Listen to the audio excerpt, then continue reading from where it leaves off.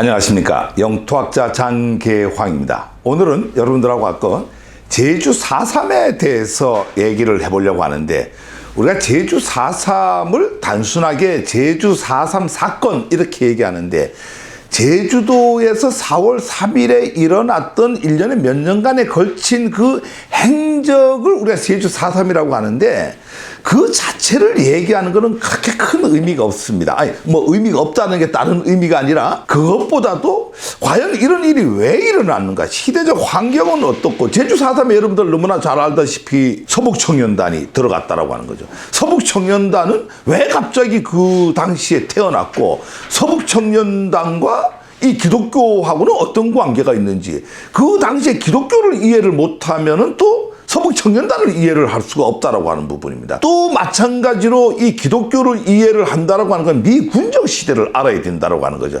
군정 시대를 이해를 한다라고 하는 것은 해방 공간을 이해를 해야 됩니다. 그래서 제주 4.3이라고 하는 저 멀리 있는 목표를 두고 오늘부터 한 3차례, 4차례 정도에 걸쳐서 제주 4.3을 목표로 해서 해방 공간에서 어떤 일이 있어났느냐, 이 문제를 여러분들하고 한번 함께 풀어가 볼 수 있도록 하겠습니다. 제주 4.3은 민족의 비극입니다. 가장 결정적인 요소는 우리 사회가 오늘날 가장 문제가 되는 게 뭐예요? 이념적 갈등이죠. 즉 매일 얘기하는 게 뭐예요? 빨갱이, 공산주의자, 늘 이렇게 얘기하는데, 이 빨갱이라고 하는 용어 자체가 이제 이 제주 4.3부터 출발을 했습니다. 그 일어난 제주 4.3에서 출발한 빨갱이가 오늘 이 순간까지 대한민국을 이념적 갈등을 통해서 국민을 분열시키고 앞으로 나가는데 방해의 요소가 되니까, 우리가 이 역사를 제대로 알므로써 다시 한번 미래를 열어가는 이런 것들이 돼야 되지 않느냐. 제주 4.3에 대한 시대적 환경을 먼저 본다라고 하면은, 우리는 여러분들 늘 대한민국 1940년 8월 15일 날 해방이 되고 또 독립이 되고 이렇게 얘기를 한다라고 하는 거죠. 우리가 이거 명확하게 구분을 할 필요가 있어요. 대한민국은 여러분 언제 해방이 됐죠? 해방 1945년 8월 15일 날 됐어요. 제가 얘기를 해요. 언제 독립이 됐죠? 이러면은 45년 8월 15일 이렇게 얘기를 합니다. 여러분 그렇지는 않습니다. 우리는 1945년도 8월 15일 날 절대 독립이 되지를 못했어요. 독립이 되고 광복이 된다고 하는 것은 뭘 가져야 돼요? 국민들이 주권을 가져야 되잖아요. 우리 지금 학교에서도 교육을 다 잘못 시키고 있다고 하는 거예요. 근데 1985년 8월 15일 날 주권을 가졌나요, 우리가? 주권 못 가졌어요. 대한민국 국민이 주권을, 대한민국이라고 하는 정부가 공식적으로, 임시정부 말고 공식적으로 수립 48년도 8월 15일 날에 수립이 됐고, 그때 주권 행사를 언제 합니까? 8월 15일 전에 5월 10일 날에 주권을 대한민국 국민들이 처음 행사를 했다라고 해요. 그러니까 그때가 우리가 독립이 된 거고 광복을 찾은 거지. 45년 8월 15일이라고 하는 것은 일제의 압박으로부터 해방이 됐다 이거죠. 근데 그보다도 우리 사회는 늘 이렇게 얘기했죠. 일본 천황이 1940년 8월 15일 날 정오 12시에 무조건 항복을 했습니다. 그런 엉터리 같은 거짓말 역사를 우리가 평생 배우고 살아왔기 때문에 이게 정립이 안 된다라고 하는 거예요. 일본은요, 절대 항복을 그날 하지 않았습니다. 그리고 일본은 지금도 일부 구구주의자들은 종전만 했지 항복은 하지 않았다 이렇게 얘기를 하고 있어요. 물론 항복을 했습니다. 언제 했죠? 45년 8월 15일 한 게 아니라 9월 2일 날 미주리함에서 했어요.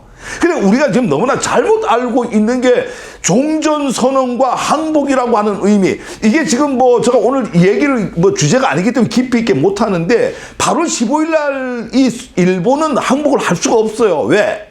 소련군이 그 당시에 나진 선봉지구에 들어와 있었기 때문에 일본은 죽어도 깨나도 미국한테 항복을 해야지 소련한테 항복하기 싫은 거예요. 그래서 항복을 안 합니다, 얘네들은. 그렇게 하고 난 12시에 뭘 하니까 종전선언을 천황이 합니다. 이게 우리가 바른 역사고, 그러다 보면 종전을 선언을 하다 보니까 얘네들이 우리 일제 강압으로부터 우리는 뭐가 됐죠? 강압으로도 해방이 된 거예요. 해방은 됐고, 독립은 주권이 없었어요. 그 당시에 무슨 주권이 있었어요? 우리가 주권이 없기 때문에 우리는 투표도 할 수가 없었고, 미군이 주권을 다 갖고 간 거죠. 그래서 독립은 48년 8월 15일 날 독립은 됐죠. 그렇지만 제가 여기서 독립은 지금까지도 되지 않았다 이렇게 얘기하는 것은 우리가 정신적 독립을 얘기한다 이렇게 여러분들 이해를 하시면 되고요. 이 해방이라고 하는 것은 풀해자에 놓을 방자예요. 그래서 구속이나 억압, 부닥다에서 벗어난, 즉 48년 8월 15일 일본 제국주의 강점으로부터 벗어났다. 이래서 해방일이다. 45년 8월 15일은 우리 이름 바꿔야 돼. 해방일이에요. 독립일은 언제요? 1948년 8월 15일이 우리가 주권 행사를 해갖고 우리가 민권, 주권 이거를 행사를 함으로써 독립국가가 됐다. 이렇게 얘기를 하는 게 가장 옳다. 이렇게 얘기를 할 수가 있습니다. 근데 독립이라고 하는 홀로 독자, 설립자잖아요. 홀로 서는 걸 얘기하는 거예요. 그래서 45년 8월 15일 날 우리가 어떻게 홀로 섰어요? 정부도 없고 아무것도 없는데요. 그래서 다른 것도 유독되지 않고 의존하지 않는 상태를 얘기하고 해방은 돼서 남북으로 분단되고 미 군정이 다시 우리를 지배를 했기 때문에 독립은 할 수가 없었다. 이게 그런데 우리는 이렇게 안 가르치고 이렇게 안 배우고 있다라고 하는 거예요. 여러분들 역사를 바르게 알고 배워야 돼요. 그래서 엉터리 역사는 안 된다. 그래서 해방은 되어서는 남북 분단으로 독립은 완성되지 못하고 바로 45년 9월 2일 날 항복을 받고 9월 7일 날 미군정 시대가 돌입이 됩니다. 9월 7일은요, 우리 또 다른 하루의 굴욕의 날이에요. 우리가 많은 사람들이 일제강점만 잘 굴욕의 날이라고 기억하는데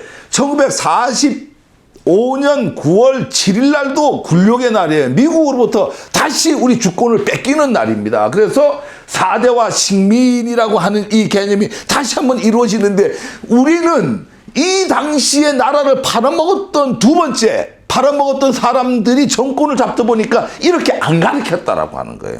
이렇게 안 가르치는 우리 잘못 알고 있는 거죠. 지금부터라도 바른 역사를 바르게 이해해야 된다. 이렇게 생각을 하고요. 주권국가로서 남한만 정치적 독립을 했고 부분적 독립이죠. 그러니까 자주자결 없이 미국에 의해서 부분적 정치적 독립을 했고 7.1과 4대 사관에 의한 정치적 지배는 뭐 그때부터 지금까지 받고 있죠. 이제 나중에 제가 이제 괴벨스 이론을 얘기하는데요. 이 괴벨스 이론에 의해서 우리는 독립이 되지 못하는 콜라보 세력들이 있었다 이렇게 얘기하는데 우리가 이제 다시 한번 제가 지금 전에 얘기했던 거를 근대사의 국통맥을 정확하게 한번 좀 이번에 좀 제대로 갑시다. 여러분 너무나 잘 알죠. 1391년에 조선 왕국이 태어난 이걸 왕국 시대라고 합니다. 왕조 시대죠. 그러니까 1897년 11월 11일까지가 이 왕국의 시대예요. 왕국의 시대가 지나갔고 뭐가 되죠? 10월 12일 날에 제국이 대한제국이 탄생을 합니다. 그러니까 여러분들 이 왕국과 제국을 막 혼돈에 쓰고 이 당시에 일어났던 것들을 조선의 역사로 자꾸 얘기하는데 아니에요. 이 조선은 1897년도 10월 달로 끝난다라고 하는 거예요. 이게 제국이고요. 8월 28일까지 또 8월 29일부터 뭐가 돼요? 강점, 일제 강점에 이 우리 주권도 없고 아무데 무정부 상태가 일부였는데 물론 나중에 또 따로 하나 나옵니다만은 그 이후에 45년 8월 15일은 독립이 아니고 뭐라고요? 해방이 된 거예요. 해방이 돼갖고 9월 6일까지 며칠이에요? 21일간 해방이 됐어요. 겨우 이 40월 8월 15일부터 9월 6일까지만 우리는 해방을 맞았다라고 하는 거예요. 여러분 이걸 잘 기억을 해야 돼요. 이런 역사를 안 가르치는 게 문제예요. 그럼 왜 안 가르치냐? 두리뭉실하게 이 당시에 강점시대에 대장하던 사람들이 민국시대에 대장을 하니까 이걸 어떻게 돼요? 그 사람들이 한꺼번에 연결해 만들어가다 보니까 이게 없는 걸로 생각을 한다라고 하는 거죠. 우리 바른 역사 제대로 이해합시다. 그 다음에 군정시대가 9월 7일부터 48년 8월 14일까지는 미군정이 지배를 받는 거예요. 이 미군정의 지배를 받았던 게 불과 몇십 년 전인데 그걸 잊었습니까? 기록이 없습니까? 왜 모르는 척 하세요? 모르는 척 하면 안 돼요. 이 역사가 바로 오늘날 우리의 갈등의 역사, 빨갱이를 만들어내고 기독 제국주의를 만들어내고 이런 모든 것들이 이 시기에 3년간에 이루어진다라고 하는 거예요. 그 군정이 끝나고 1948년 8월 15일부터 민국의 시대가 오는 거예요. 그래서 여러분 알고 있고 왕국과 제국과 강정과 해방과 군정과 민국 이 관계를 명확하게 여러분들이 이해를 하고 인식을 해야지만이 지금 현재의 문제점도 우리가 인식을 할 수 있고 그 문제점을 통해서 미래에 나갈 수 있는 해결 방안이 나온다. 우리 사회가 왜 이렇게 이념적 갈등이 심할까? 뭐 이런 부분들이 다 이 시기에 나온다. 그럼 이 시기를 우리가 어떻게 이해할 것인가 이런 것들이 있는데 물론 이 강점 시기에 1919년 4월 11일 날에 임시정부가 만들어지잖아. 그죠? 그래서 헌법적 가치에서는 여기서 민국이죠. 그럼에도 불구하고 이 군정시대의 중증에 있던 임시정부를 부정을 합니다. 언제? 9월 6일 날요. 그래서 요 얘기는 좀 이따가 자세히 나오니까 하는데 이 문제들을 이해를 하려고 하면은 제주 4.3을 이해를 하려면 조선시대의 마지막 이 역사를 알아야 돼요. 조선의 역사 중에 그러면 세도 정치를 너무나 잘 알잖아요. 이 세도 정치에서부터 우리가 세도 정치라고 하는 건 순조가 11살에 왕위에 오릅니다. 헌종이 8세, 철종이 19세, 고종이 12세. 이게 뭐야?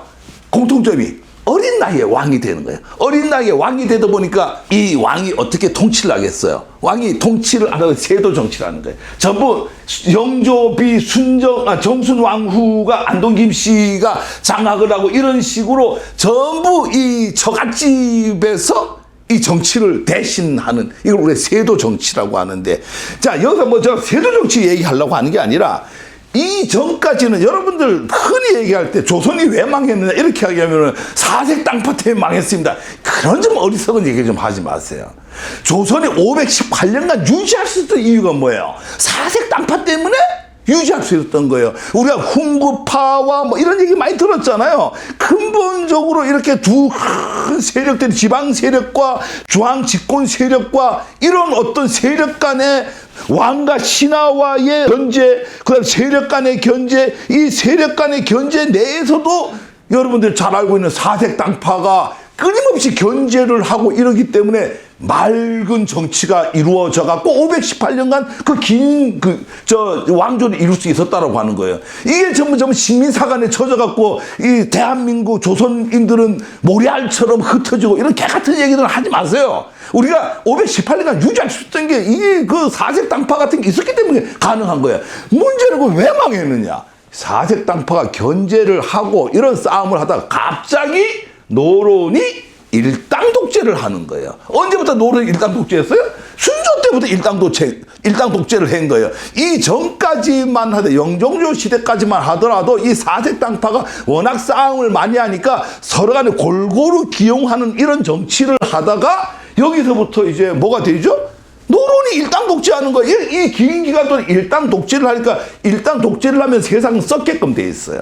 여기서 이 마지막 고종이 여기서 대한 제국으로 넘어가는 그 과정 속에서 이 노론이 일당 독재인데 노론의 일당 독재의 마지막 영수가 누구예요? 노론의 마지막 영수가 바로 이완용이에요.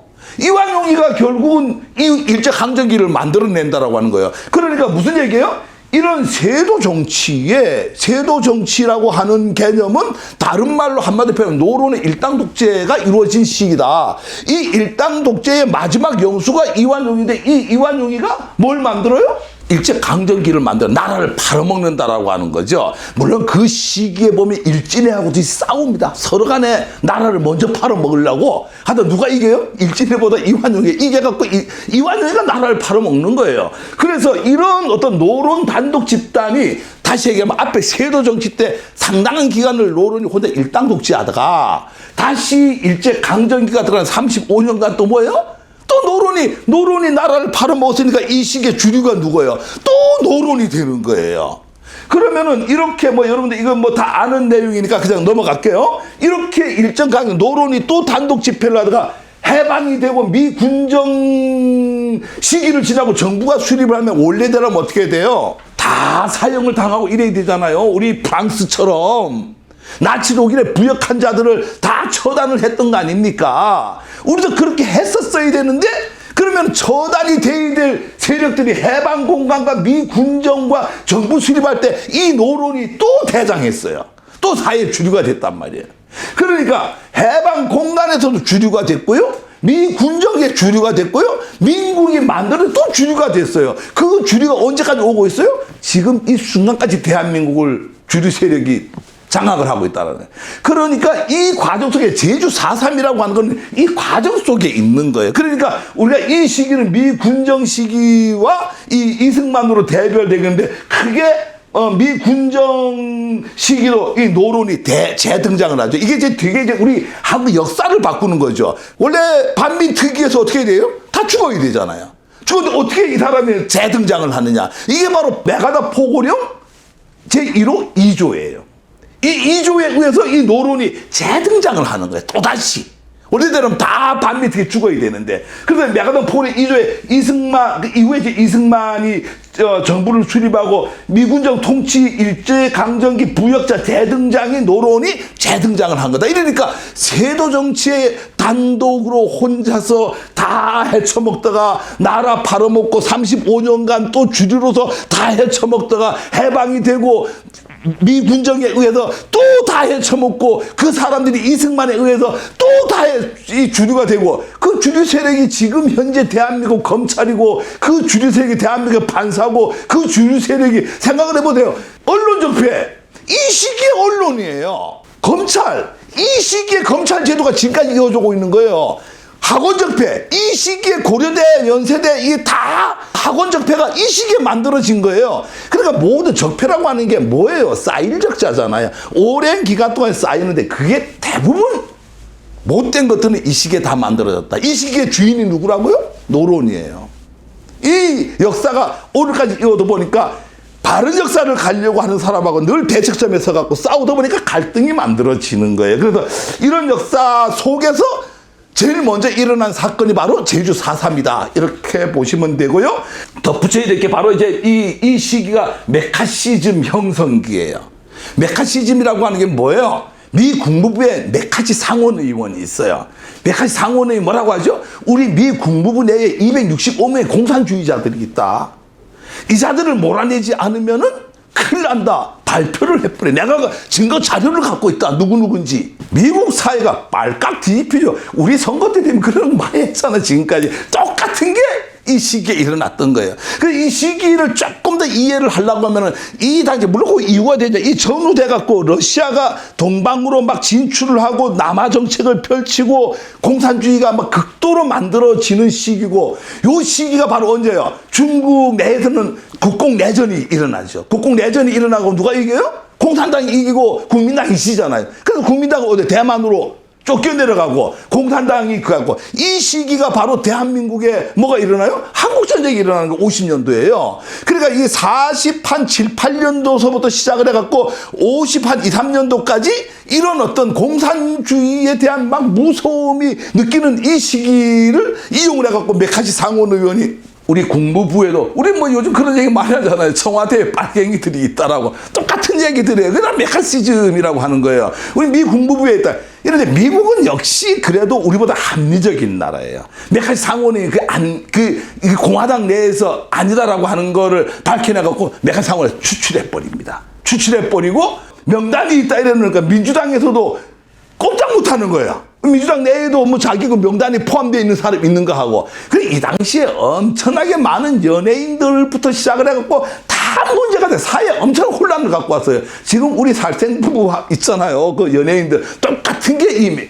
이렇게 해갖고 공산주의로 몰아버리는 이런 메카시즘이라 그래요. 이 당시에 메카시즘, 여러분들 이 메카시즘 형성이 잘 알아야 돼. 이게 이제 서북청년단이 만들어지는 게 바로 이 메카시즘이에요. 여기서부터 우리 빨갱이가 나오고 제주 4.3이 나오고 여순 민중항쟁이 나오는 거예요. 그래서 절대적으로 이런 것들이 이게 이제 메카시즘 형성을 하다 보니까 메카시즘을 앞장세우고 만들어진 단체가 뭐예요? 서북청년단이에요. 서북청년단 다음 시간에 아주 자세하게 제가 한번 설명을 한번 드릴게요. 이게 기독국가가 형성되는 기독제국주의가 만들어지는 이 초창기가 바로 이 시기라고 하는 거예요. 그래서 이 해방과 군정과 정부 수립 이걸 알아야지 지금 이런 어떤 시기적 시대적 상황이 제주 4.3을 만든다 이렇게 보시면 되고요. 해방 공간의 일지만 한번 좀 잘 볼게요. 자, 이게 몇 년도예요? 우리 해방되기 전이잖아요. 44년도 8월 10일 날이에요. 뭐가 만들어지죠? 조선 건국동맹이 만들어집니다. 이게 참 너무 중요한 겁니다. 이게 누가 여운형이에요? 여운형이 동경을 갑니다. 그 해방되기 1년 전이에요. 동경을 갔는데 딱 보니까 대동아 전쟁에서 일본이 진다라고 하는 걸 직감적으로 느끼는 거예요. 자, 그러니까 우리 몽양 선생을 여러분들이 연구를 잘해야 돼요. 이거는 대단한 일인 거예요. 1년 전에 동경 시내를 보고 대동아 전쟁이 지니까 우리는 건국을 할 준비를 해야 된다고 해갖고 바로 한국에 들어와서 만든 게 8월 10일 날 만든 게 조선건국동맹이에요. 이 조선건국동맹을 잘 알아야 될 이유가 여러 가지가 있어요. 이게 이제 바로 8월 15일 날에 이 조선건국동맹이 바로 건준이 되는 거예요. 건국준비위원회가 되는 거예요. 그리고 이거를 동조직까지 만드는 게 바로 인민위원회고요. 그래서 이 인민위원회 갖고도 얘기할 게 너무 많아요. 이 인민위원회는요, 제주도부터 저 백두산까지 북조도까지 다 만들어지는 거예요. 그러니까 김일성이가 언제 들어오죠? 블라디보스토크를 들어와서요, 하바롭스크에서 블라디보스토크로 들어와서 블라디보스토크에서 어디로 들어오냐면 원산항으로 들어와요. 원산항에서 평양까지 갈 때 큰 김일성 장군 만세 부른 사람들이 바로 이 인민위원회 조직이에요. 그 다음에 45년 9월 2일 날이 되게 중요한 날이죠. 이게 바로 일본이 이날 항복했어요. 아까 얘기했듯이 소련에 항복하기 싫어갖고 미국에다가 이날제와 항복을 하고 미주리 함상에서 했죠. 그 다음에 9월 6일 날이 이게 좀 우리 대한민국의 제일 슬픈 날이에요. 여러분들 또 하나 기억을 해야 될 게 조선인민공화국을 잘 알아야 돼요. 이게 만들어졌다가 며칠 있었죠? 하루 있었습니다. 하루. 너무 재밌는 거죠. 근데 이 하루 있었다는 게 중요한 거 아니죠. 임시정부 말고 한반도 내에서 최초의 정부를 수립을 한 게 딱 한 번이 딱 있어요. 그게 언제예요? 이게 바로 1940년 9월 6일 날에 조선인민공화국을 선포한 거예요. 이게 아까 이게 연결이 되는 게 왜 이렇게 표를 만들었냐면은 건국동맹이 건준이 되는 거고 건준 조직이 그대로 조선인민공화국이 되는 거예요. 근데 이제 우리 이런 것들을 이제 잘 알리지 않는 게 지금 북조선을 뭐라고 하죠? 조선민주주의 인민공화국이다 이렇게 얘기하죠. 이름이 비슷하니까 뭐 이 얘기 자꾸 하면 자꾸 빨갱이로 몰릴 거. 저도 하여튼 뭐 이런 얘기 어디 강의하면은 저 새끼 빨갱이가 아닌가 이렇게 생각을 쓰고 보는 사람이 많이 있는데 그렇게는 보지 마세요. 우리 역사 속에 하루 존재했던 한반도 내에서 제일 먼저 만들어졌던 유일하게 만들어졌던 공화국이에요. 이 공화국이 원래대로 하면은 뭐 저쪽에 그 중층에서 들어온 임시정부하고 합해져 갖고 이 정부가 수립이 돼줬었어야 되죠. 그런데 어떤 아픔이 있느냐? 9월 7일 날에 미 군정이 해체가 됩니다. 그 다음에 이 9월 7일 날 네 가지가 한꺼번에 없어지죠. 여기 조선인민공화국이 없어지고요. 여기 있던 건준이 없어지고요. 인민위원회도 부정을 하고 상해 우리 임시정부를 부정합니다. 이게 바로 9월 7일 날 이거를 모든 걸 부정을 하고 미군이 직접 한반도를 통치하겠다. 이러니 우리가 말할 때 이렇게 얘기해요. 소련은 해방군이다. 그 다음에 미국은 뭐예요? 점령군이다. 이게 바로 점령군이에요. 그러니까 소련은 왜 해방군이냐 이렇게 얘기하면 꼭 저보고 자꾸 빨갱이라 그래요. 아, 저 사람은 소련 편들고 이러는데 소련은 해방군이에요. 소련은 어떻게 하죠? 들어와갖고 김일성 장군이 원산으로 들어와서 평양까지 오면서 열렬한 환영을 받아갖고 딱 들어오니까 정부를 딱 만들어주고 빨리 빠져버려요. 조용히 그냥 소련은. 그러니까 해방시킨 거죠. 그런데 미국은 왜 점령군이라 그래요? 바로 이런 식으로 와갖고 미국이 직접 통치를 해버리는 거예요. 한반도를. 그래서 소련은 해방군이고 미국은 점령군이다. 이렇게 하고 9월 8일 날에 이제 하지 중장이 인천항에 들어옵니다. 이 나중에 보면 이제 인천항에 배가 정박을 하는데 그 배 위에 누가 올라가느냐. 이게 대한민국 역사를 바꾸는 거예요. 역사가 이 배 위에서 바뀌는 거예요. 나중에 이거 뭐 지금 설명하면은 나중에 가인거리 없으니까 나중에 얘기하는데 이 배 위에서 지금 대한민국은 그러니까 하지 중장 보고 뭐라고 하니까 당신들 너무 늦게 왔습니다. 이미 대한민국은 공산주의자들의 물들인 자들이 이미 인민위원회를 중심으로 싹쓸이하고 있습니다. 대한민국을. 그러니까 하지가 큰일 났거든 안 되겠다 싶었던 거예요. 그러니까 하지 중장이 내려서 첫 번째 하는 말이 뭐예요? 나 하지 중장은 점령군의 입장에서 이 한국을 통치 뭐 이렇게 얘기합니다. 여기는 아주 우리는 일본의 속국으로서 나쁜 놈으로 이렇게 하고 하지가 내리는 거예요. 왜? 그렇게 교육을 받았기 때문에. 이미 이 한반도는 이 빨갱이들의 손에 넘어가서 인민위원회가 장악을 하고 있으니까 왜 이렇게 늦게 왔습니까? 이게 이제 갖고 영어를 잘하는 사람만 올라가요. 누가 올라갔겠어요? 배 위에 영어 못하는 사람이 못 올라가잖아요. 그 당시 영어를 할 줄 아는 사람이 누가 여기서 막 대충 결론을 낼게요. 영어 누가 할 줄 알아요?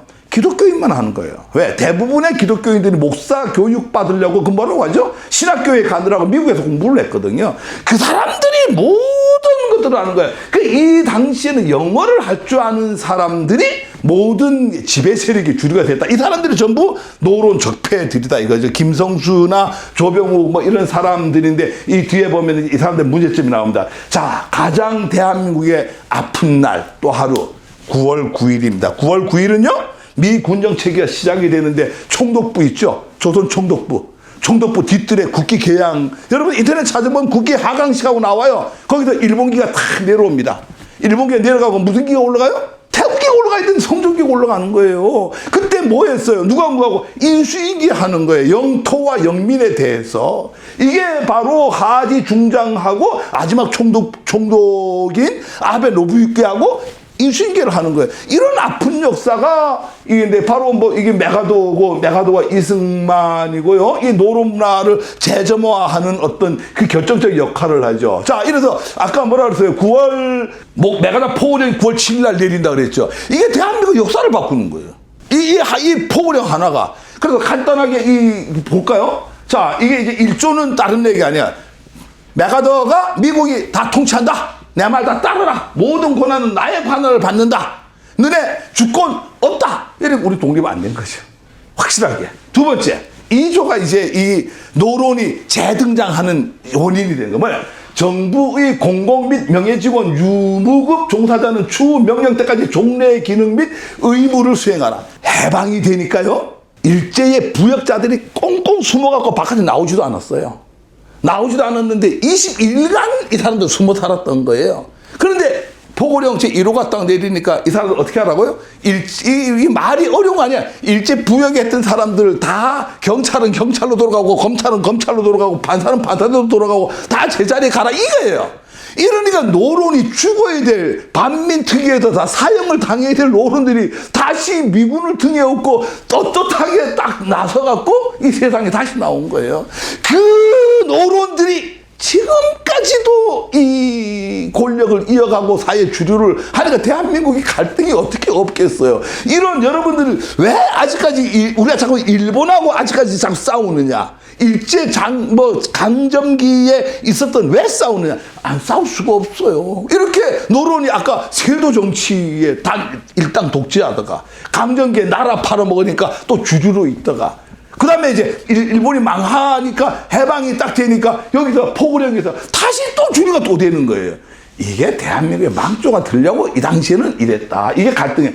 3조는 뭐 복종하고 반항 행위, 공공 안녕을 행위는 다 뭐 처벌하겠다 이런 얘기고요. 4조도 4조는 참 좋은 거였어요. 재산권은 그대로 존중한다. 뭐 이런 얘기고 직업의 정상 종사하는데 이 5조가 또 대한민국을 또 뒤집어 버리죠. 5조는 한마디로 말해서 오늘부터 한반도의 공식 영어는 영어로 한다. 우리가 일제시대 때 어떻게 했어요? 창씨개명과 더불어서 한국말을 못 쓰게 했잖아요. 그 억울함이 있는데 메가더 포고령에 뭐라 해야 돼? 오늘부터 한반도 내 모든 공식 용어는 영어로 한다. 이게 바로 이 기독교주의, 기독제국주의가 되는 하나의 직접적 원인이 됐던 거예요. 그러니까 내가 아까 이 제주 4.3을 이해를 하려고 하면은 지금 기독교를 이해를 못하면 또 안 된다라고 하는 거예요. 왜? 이 사람들이 어떻게 주류가 또 되느냐. 영어가 공식 용어가 되는 거예요. 그래, 역으로 얘기하면은 영어를 그 당시에 제일 잘하는 사람 부류로 본다고 하면 목사님이에요. 여러분들 뭐 나중에 서북청년단 얘기하면 한경진 목사 나와요. 한경진 목사 영어 제일 잘해요. 그러니까 이런 사람들이 막 쑥쑥 크고 사회 주류 세력으로 일반인들은 김구 선생 같은 경우는 중국어는 좀 하는데 영어를 할 줄은 몰라요, 전혀. 그래, 미국 사람들하고 소통이 안 되는 거야. 소통은, 우리나라 영어 제일 잘하는 사람 누구예요? 이승만 박사예요, 이 당시에. 이승만 박사처럼 영어 더 잘하는 사람이 어디 있어요? 그러니까 이런 사람들이 주류가 되는 거예요, 그냥. 이게 대한민국의 역사를 바꾼다, 언어가. 민족주의 개념에서 말이 안 되는 얘기지만은 이 당시에는 시대 환경이 그랬다. 뭐 이런 것들이 메가더 포리 이런데 가장 중요한 거, 이거를 우리는 학교에서 가르치지 않았다라고 하는 거예요. 이거 지금 가장 중요한 거 뭐야? 우리 독립 안 됐다. 딱 나오죠. 독립 안 됐다. 여기에 일제 부역자들이 재등장한다. 영어가 공식 영어다 보니까 기독교 목사들이 주류로 올라선다. 이런 중요한 것들을 학교에서도 안 가르치고 역사에 가르치지 않으니까 우리가 뭐 제주 4.3을 이해하겠다. 제주 4.3은 기독교 역사가 지금 여기서 이제 나오는데 이 사람들이 영어 제일 잘하는 이승만이 대장이 되고 한경기 목사 대장이 되고 만든 서북 청년회에 만들어져 갖고 오늘날 제주 4.3이 문제가 됐던 거예요. 그러니까 이거는 이 시대 상황을 이해를 못하면 제주 4.3을 이해할 수가 없다. 이렇게 얘기를 하는 거고요. 이 당시에 그러면 왜 뭐 이런 것들이 나오게 되는 이게 바로 이제 프래그머티즘이라고 그래요. 프래그머티즘이라고 하는 말은 되게 좋은 말이에요. 실용주의다. 그러니까 미국은 이 실용주의 프래그머티즘 때문에 뭐라니까 지금 새로 경찰을 뽑아갖고 치안을 얘기하면은 너무 힘들다. 어떻게 사법고시를 어떻게 다시 봐갖고 방권사를 뽑느냐. 이러니까 일제시대 때 했던 사람들 실용주의에 의해서 제일 잘하니까 그대로 와갖고 복귀해. 이게 대한민국을 망치는, 이게 프래그머티즘에 대해서 대한민국을 망쳐놓죠. 이 프래그머티즘, 실리만 우선하는, 그러니까 역사, 철학 이런 거 다 개무시하고 실리만 오로지 결과주의만 만들어내는 게 프래그머티즘이에요. 이게 미국의 이 당시의 철학이라고 해요. 그래서 경찰 조직이나 군인 조직, 행정 조직을 그대로 갖다가 복권을 시킨 게 대한민국이 일제 노론이 다시 재등장하는 원인이 됐다. 아시겠죠? 이런 부분들이 있었다. 그래서 건준 공화국 인민위원회 다 해체고 임시정부 다 인정하지 않고 국방경비대를 이제 창설하고 정식 군대가 아닌 경찰을 지원하는 이런 시스템이 만들어졌는데 결국 이게 나중에 이제 제주 4.3 직접 원인이 되는데 이건 제주 4.3 때 가고 제가 다시 한번 얘기를 하겠습니다. 자, 이게요. 아까 제가 얘기했죠. 이게 미국이 들어온다는 건 미 군정이 들어오는 것이다. 미군이 다스린다.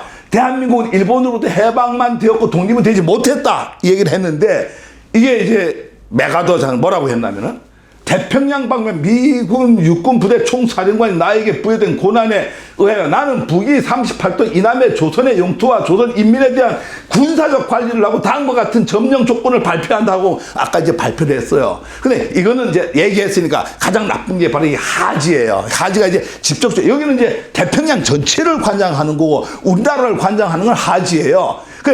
일본하고 우리를 하지가 하고 직접적으로 한국에 주둔한 건 딘 소장이 하는데 하지가 9월 8일 날에 인천 앞바다에 들어와서 하는 얘기가 한국은 미국의 뭐라고요?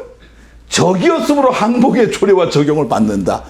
이 역사의식이 없는 거예요. 우리는 식민 상태에서 해방이 됐는데 우리를 이제 일본하고 똑같이 취급을 하는 거예요. 원래 우리가 미국의 통치를 받아야 될 이유가 있나요? 우리 받을 이유 하나도 없어요. 그런데 와갖고 메가더 폭우로 이러고 딱 내리고 통치한다. 갑자기 우리가 식민 주권이 없어져 버린 거예요. 2차 세계전이 끝났어요. 아시아에 일본이 망하고 유럽에 누가 망했어요? 독일이 망했죠. 그럼 분단이 독일이 어떻게 됐어요? 패전국이니까 동독과 서독으로 나눴죠. 여기 일본이 망했어요. 졌어요. 패전국이야. 누가 나눠줘야 돼요? 일본이 나눠줘야 되잖아요. 그러면 하지 중장은 일본을 나눠갖고 그거를 통제를 하고 했었어야 되는데 왜 대한민국이 나눠져요? 여러분 그런 생각 안 해봤죠? 이러니 역사교육이 잘못된 거예요. 우리는 나눠질 이유가 없는 나라예요. 패전국 유럽에서 동독과 서독이 나눠졌듯이 이 일본이 패전국 때 일본이 원래대로 4개로 나눴어요. 그냥 나눠가고 통치를 하면 되는 거야. 그런데 일본의 로비에 의해서 갑자기 일본은 그대로 두고 아무 죄도 없고 이유도 없고 원인도 없고 아무도 없는 그냥 한반도를 그냥 2분의 1로 딱 38도로 나눠버린 거예요. 여러분들 이런 얘기를 듣고 붕괴를 하는 국민이 아닙니다. 이랬는데 우리는 이유도 없이 나눠졌는데 이 하지가 뭐라고 들어온다고요? 한국은 미국의 적이었으므로. 우리가 지나고 전쟁을 해서 뭐가 했어요. 이런 어떤 게 있었고요. 그래서 요 얘기를 조금 더 이렇게 해보면 인조반정에 의해서 노론이 반란을 일으켜갖고 서인이 이렇게 이럴 때는 서인이라고 해 정상입니다. 이 서인이 나중에 동인하고 해갖고 누가 이겨요? 이쪽이 이기는 거죠. 그래서 이 노론이 이제 이겨갖고 노론에서 국정이 지배가 되고 한 병탄이 되잖아. 그죠? 병탄이 됐는데 노론이 매고 나라 팔아먹고 또 주류 사회가 되고 미 군정해갖고 또 메가더 포고령 제1호 2조에 의해서 또 노론 중심해갖고 정권을 장악하고 이게 이승만 정권을 만들어내는 거예요. 여러분들 이 역사를 모르면은 안 됩니다. 그래서 사회 주류 세력으로 권력을 장악하고 매국으로서 사회주의 확보를 하고 사회 주류 세력으로 등장을 하고 또 기독교인 중심의 통일 세력을 반대하는 거죠. 그래서 김구 이런 거 반대를 하고 이승만 중심의 그 반공 이데올로기 아까 메카시즘 얘기했는데 메카시즘을 앞세워갖고 왜? 이게 좀 뒤에 나옵니다. 이승만은 민족주의자가 아니에요. 우리가 보수라고 하는 건 민족주의 성향을 갖고 있는 민족주의 아니다 보니까 내세울 게 없는 거예요. 이념과 철학을. 그래서 만들어진 게 바로 메카시즘이에요. 이거를 보수의 메인 철학으로 이념으로 이 세상에 공산주의를 내세우는 게 그게 보수라고 한다는 전 지구상에 대한민국 하나뿐이 없어요. 공산주의라고 하는 것은요. 공산주의 반대가 뭐예요? 어떤 사람은 민주주의 반대가 공산주의라고 했는데 공산주의 반대는 민주주의의 반대는 독재주의예요. 민주주의의 반대는 전제주의예요. 공산주의 반대는 뭐 자본주의예요. 그런 공산주의라고 하는 것을 이거를 갖고 그 보수의 이념으로 삼는 이런 나라는 없는 거예요. 이거는 언제 때 이런 일이 있었냐면 아까도 얘기했던 메카시즘에 의한 메카지 상원의원이 있을 때 이런 일이 1940, 한 6, 7, 8년, 9년, 10년 요때에 있었던 일을 지금까지도 뭘 하게 되면 저 청와대에 빨갱이가 앉아갖고 이렇게 하니까 남남 갈등이 일어난다 이런 얘기예요. 그러니까 이런 것들이 왜 일어나게 되냐면 바로 이 괴벨스 이론이 괴벨스가 누군지 잘 알잖아요. 괴벨스 누구예요? 히틀러의 그 홍보 장관이에요. 홍보 장관이 괴벨스인데 이 괴벨스가 이렇게 이게 복잡한 게 다 빼고요. 우리가 많은 나라 쳐들어가 봤다. 많은 나라 쳐들어가 봤는데 쳐들어가면 국민은 세 파로 분류가 되더라. 한 파는 완전히 레지스탕스, 그러니까 저항주의자, 우리 김구나 이런 세대에 한 10% 정도. 또 한 파는 콜라보레이션 세력이더라. 그냥 가면은 찰딱 달라붙어갖고 아이고 그 함께 갑시다 이런 세력이 한 10%. 나머지는 오피튜니스트, 그러니까 기회주의, 그러니까 기회를 보는 거죠. 그냥 뭐 적당히 나서지 않고 죽지 않기 위해서 이렇게 이게 괴벨스 이론이 같으니까. 10%의 레지스탕스 세력이 있고 또 10%의 콜라보레이션 세력이 있고 나머지 한 80%는 옵티미스트 세력이더라. 이건 괴벨스가 하는 얘기예요. 가보니까 그렇더라. 그러면 우리는 두 번에 걸쳐서 이런 게 있죠. 나라를 팔아먹을 때에 엄청나게 저항 세력이 있었죠. 그죠? 그 다음에 나라를 팔아먹을 때 이완용이나 을사오적 이런 사람들은 콜라보 세력이잖아. 그죠? 일본하고 딱 붙어갖고. 근데 일본이 망했단 말이야. 망하고 이제 미국이 들어오는 거야. 그러니까 이걸 두 번 있는 거야, 그게. 미국이 딱 들어올 때 또 여기 또 뭐 우리는 미국을 반대하는 세력이 엄청 그 당시에 많은데 이런 졌단 말이야. 그 들어오는데 이승만 이런 사람들 콜라보레이션 세력이란 말이야. 미국하고 또 쫙 달라붙어갖고. 그 나머지 이 80%는 그냥 우르르 따라가는 거지, 이기는 쪽으로. 이게 대한민국을 망치는 거였는데, 이래서 콜라보레이션 세력이 이 당시에 그랬는데, 이 미군정하고 가장 콜라보가 잘 된 세력이 대한민국에서 이 당시에 기독교라 이거예요. 그 한국 기독교를 이해를 해야지만 제주 4.3을 이해할 수 있다. 한국 기독교가 낳은 이상한 이 괴물이 서북청년단이고 그 서북청년단이 바로 이 기독교를 대표하는 이 당시에 세력이었고 그 세력들이 콜라보 세력들이다. 미군정과 이승만과 기독교가 하나가 돼갖고 만들어낸 작품이면 그게 제주 4.3이에요. 제주 4.3 얘기를 하면 이게 얘기를 안 할 수가 없는 거예요. 이걸 알아야 된다. 그래서 미군정과 기독교와 이승만과 반공주의는 하나로 갔다. 이래서 대한민국 주류 세력이 등장을 하는 거예요. 그래서 미군정 시대는 영어를 잘하는 경험 있는 인재들과 그 다음에 개혁적인 기독교 신자들이 하나의 미군정 시대를 개막을 하는데 이게 한국 기독교의 부흥.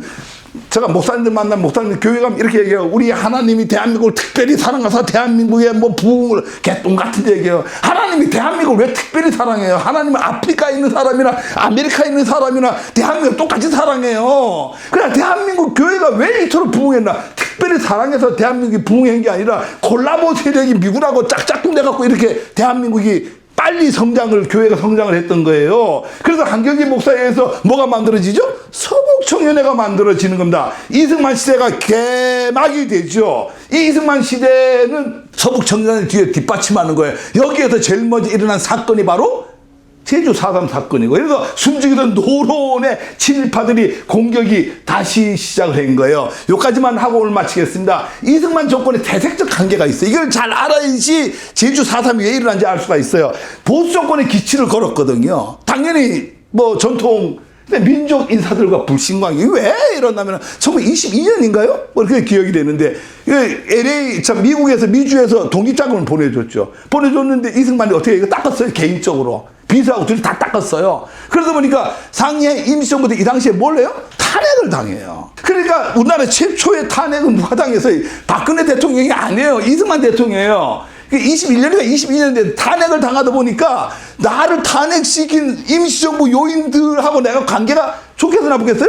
당연히 나쁘죠. 그러니까 임시정부에 있었던 그 레지스탕스 세력하고는 아주 관계가 안 좋은 거예요. 그러니까 이게 대승적 관계가 이미 보수 쪽의 기득권 민족주의 인사들하고는 관계가 안 좋았다. 두 번째는 영어만 잘하는 기독교인의 한계.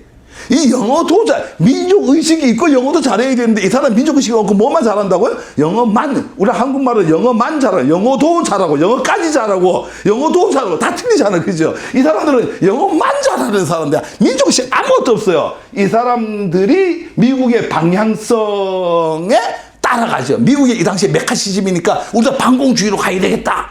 이 앞에가 딱 맞아떨어진 거야. 자기 이념적 철학을 갖고 갈 게 없었는데 메카시즘을 이념적으로 차용을 한 거죠. 그 다음에 친일주의자들의 등용이지 이게. 그러니까 이승만은 민족주의자들하고 별로 안 친하니까 자기 탄핵시킨 사람이니까 누구하고 친하다고? 친일주의자 친한 거예요. 이 시대적으로 이게 참 비극이죠. 이래서 이승만 전 대통령 정부 수립은 보수 색채가 미흡하고 반민족적이고 기회주의적 개인 성향을 갖고 있다 이렇게 얘기할 수 있고요. 부족 부분에 대한 자기가 민족주의가 성향이 없으니까 부족하잖아요. 이걸 뭘로 채웠다고요? 메카시즘으로 채우는 거예요. 공산주의 타도를 중심으로 한 메카시즘을 도입을 하는 거예요. 그래 메카시즘 활동의 조직 단체가 누구예요? 탈북민 중심의 기독교인들. 그게 바로 서북청년회입니다. 이 서북청년회가 바로 제주 4.3의 주인공들이 되는 거고요. 이 영락교회 한경직 목사가 만든 조직이에요. 권력과 기독교가 일체가 되는 거예요. 미 군정과 이승만 전 대통령 기독교가 일체화가 되는 거고 기독교인들의 다 노론화가 되는 거예요. 이 뒤에 제가 다음 시간에 할게 이제 이 사람들이 뭘 만들어내요? 국대한 사건. 여러분 국대한 사건 모르죠? 국대한 사건을 모르면 지금 이 시대를 이해를 못해요. 대한민국이라는 서울대 출신들이 다 장악을 하고 있죠. 서울대 출신들이 이 당시에 만들어진 국대한 사건이 너무나 중요한 사건인데 우리는 역사에서 다루지를 않습니다. 왜? 역사를 만들어가는 사람들이 서울대 출신들이잖아요. 서울대 가장 수치죠. 다음 시간에 국대한 사건에 대해서 얘기할게요. 이런 어떤 부분이 종교, 사법, 학원, 정보, 경제, 언론, 권력, 적폐 현상이 이때부터 그 노론에 의해서 그냥 멀리도 왔죠. 제도 정치도부터 시작이 돼갖고 여기까지 오는 거예요. 이게 대한민국입니다. 그래서 오늘은 여러분들하고 과연 제주 4.3이라고 하는 시대적 환경은 어땠는지 해방 공간에서 어떻게 돼갖고 이런 문제가 만들어졌는지에 대해서 알아봤습니다. 시청해 주셔서 감사합니다.